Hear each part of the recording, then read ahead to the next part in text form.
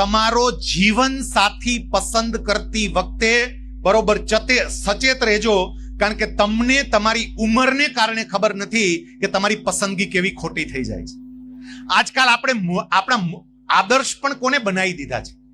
Film અભિનેત્રીઓ આપણી આદર્શ. હું તો એવું કહું કે સરદાર પટેલ સાહેબની દીકરી કુમારી મણિબેન પટેલ આપણા માટે આદર્શ હોવા જોઈએ કે પોતાના પિતા માટે એ દીકરીએ શું કર્યું હતું.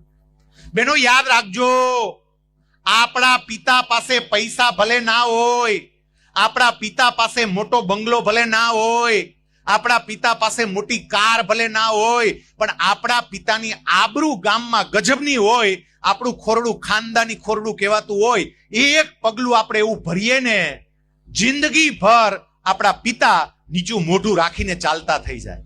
જે બાપ ગામમાં છાતી કાઢીને ચાલતો હોય ને એ જ બાપ કે એ જ માં નીચી નજર સાથે ચાલવું પડે એવી પરિસ્થિતિ આવે.